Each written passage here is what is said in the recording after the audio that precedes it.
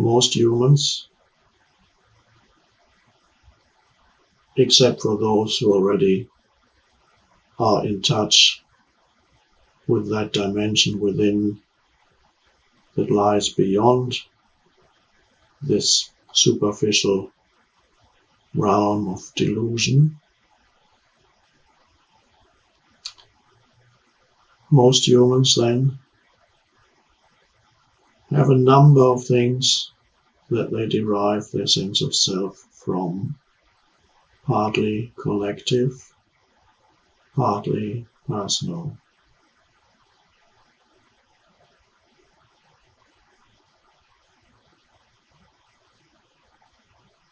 Collective could mean your nation, your tribal identity, which relates to sport teams and so on. Religion, my religion, our religion, or particular church or movement within one religion as opposed to another church that's different.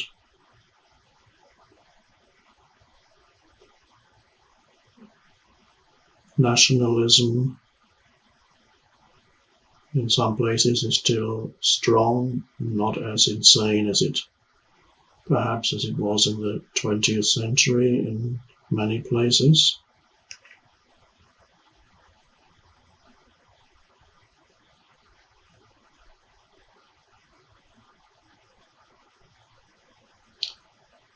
And many other collective identification from my club, my town, my this, my that,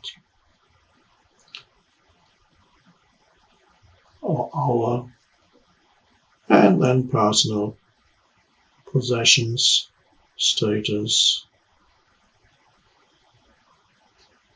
recognition from others or lack of it.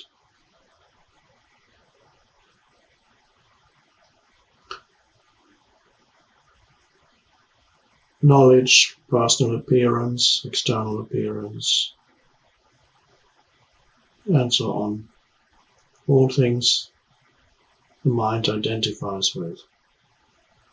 Very precarious, because basically they're all mental fabrications, stories,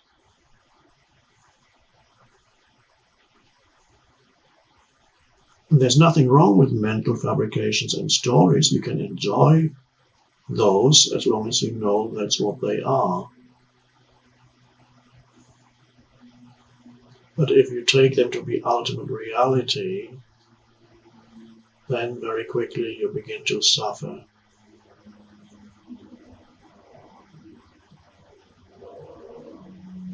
We continue to live surrounded by these stories.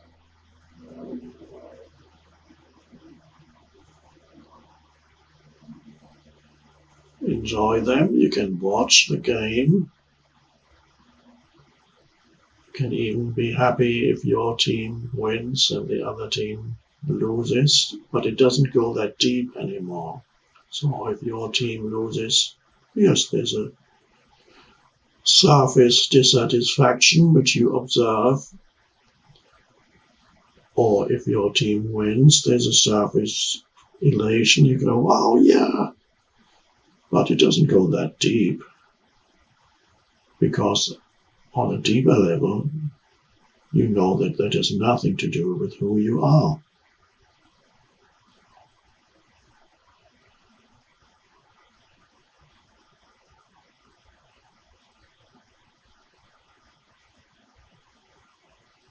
It's a game, it's a story, a play,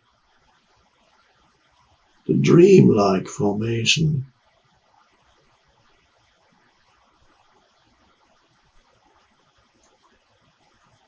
Now, mostly in a dream, you don't know that you're dreaming. Occasionally it happens that you have a lucid dream when you suddenly, in the middle of a dream, realize that you're dreaming, and then there's a fundamental shift in the way in which you experience the dream. And the same in daily life. Most people are so identified with mental formations, things, events, and so on, which all become mental formations, that the lucidity factor is missing. So they are in the dream of daily existence, but so identified with it, they don't know it is a kind of dream. So they try to derive a satisfying sense of self from it, which is impossible. Now, the equivalent of having a lucid dream or realizing in the middle of the dream that you're dreaming is, of course, to become aware in your daily life. Suddenly there is an awareness, which is not a thought. The awareness,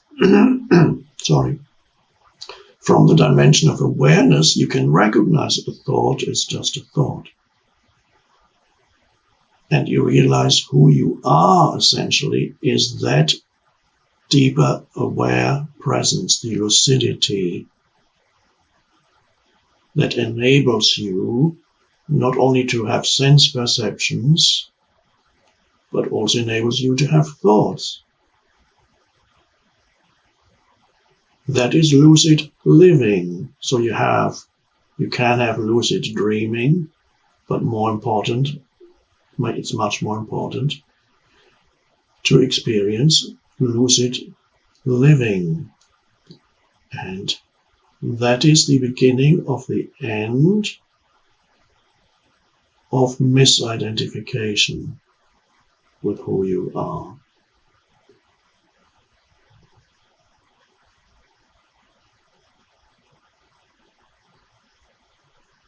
And what then happens is that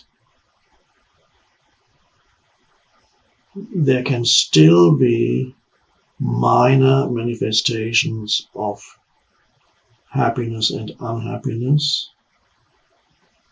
but it doesn't go that deep anymore. Now, some people might say, okay, I'm okay with unhappiness not going that deep, but they might feel uneasy with happiness not going that deep anymore.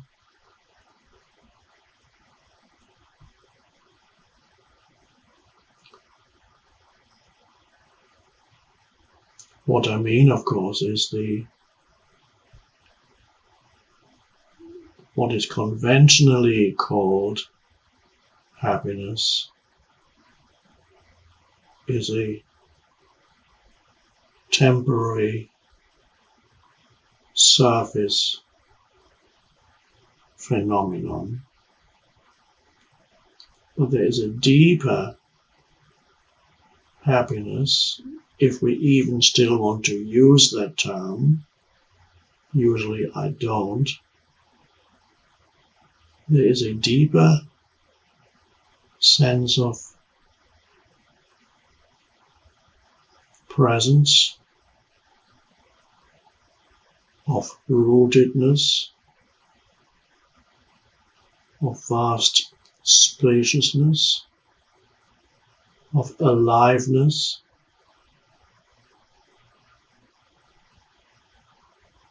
that is sometimes called joy, but you can call it inner peace. You can call it a deep sense of contentment in the background.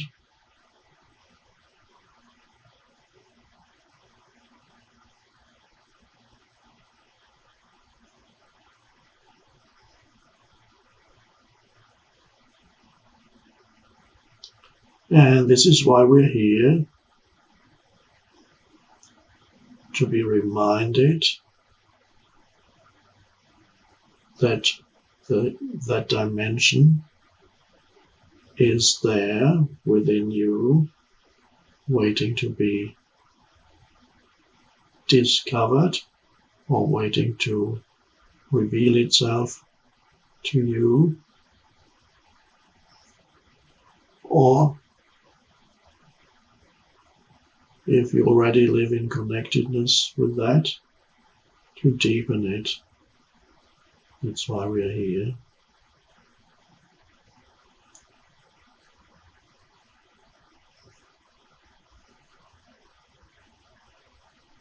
So the question then, of course, is, do I know who I am?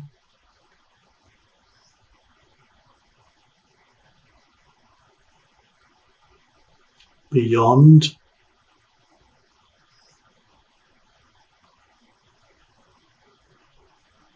my physical body, or beyond my external appearance, beyond my place in society, beyond whatever country I happen to belong to because I happen to be born there, beyond my religion, which again in most cases is my religion because I happen to be born in a particular place, beyond my social function, status in society, or beyond my possessions.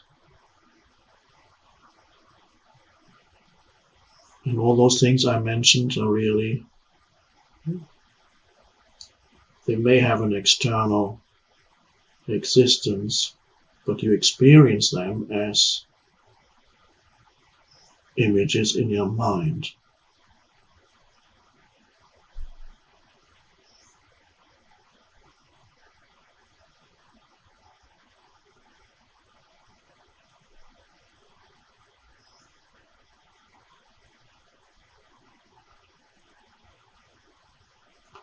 And of course, you are the presence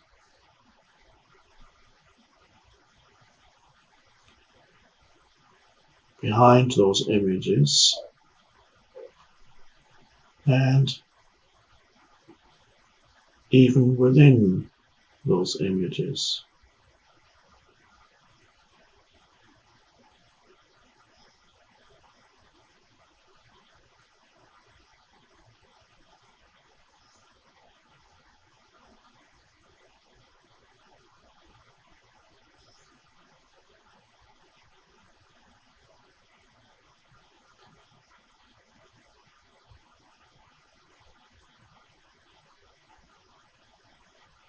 So right now,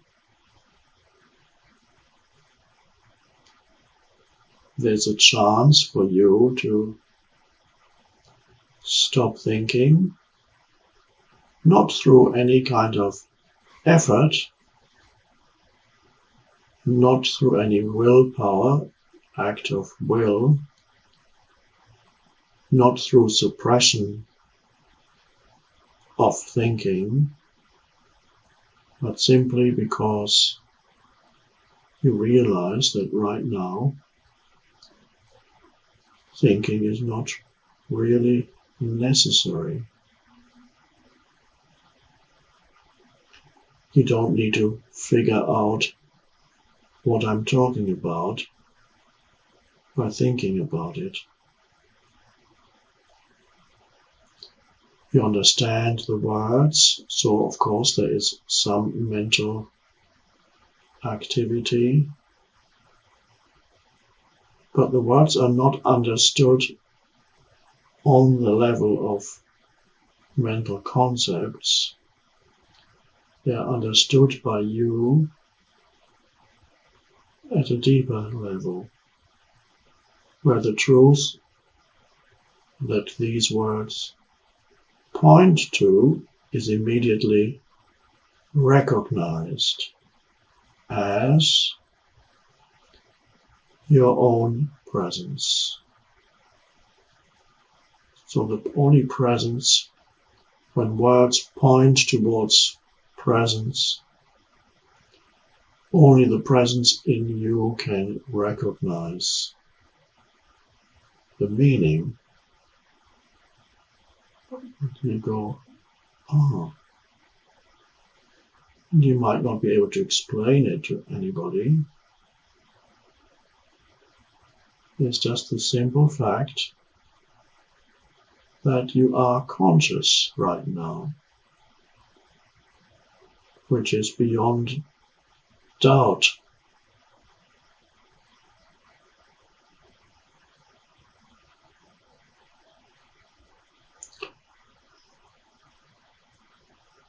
Everything else may be a kind of dream,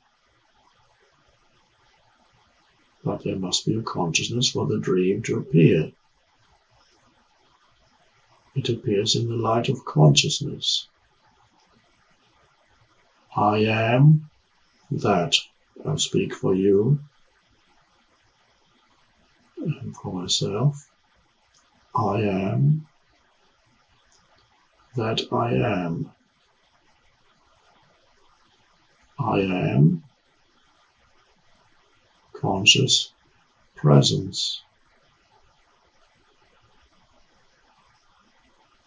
I am consciousness, formless, timeless.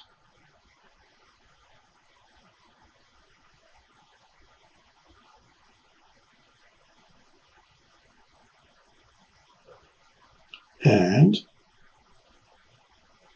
I know myself as the formless, timeless consciousness.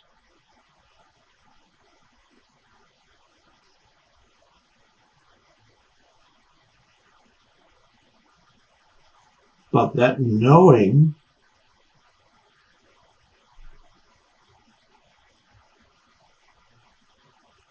can only arise between two thoughts, or in the absence, temporary absence, cessation of thought, like now. Between this moment, because on the external there is a time, on the deeper there's no time. Between this moment, now, and this moment, now, there's no thought. It's a very amazing thing. So let's try it again. I say now twice, and in between the two nows, see if you can just be there as the presence. Now,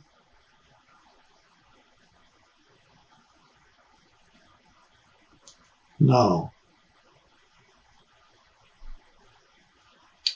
Well, that wasn't that difficult. Now a little longer. Now.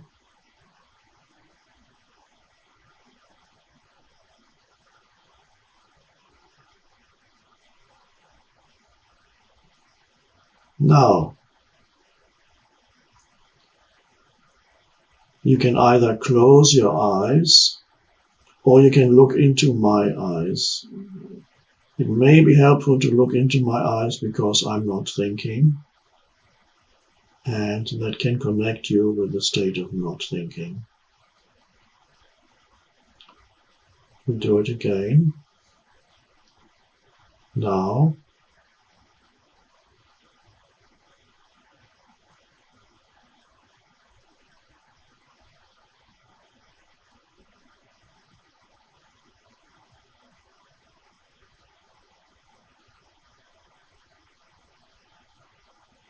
Now.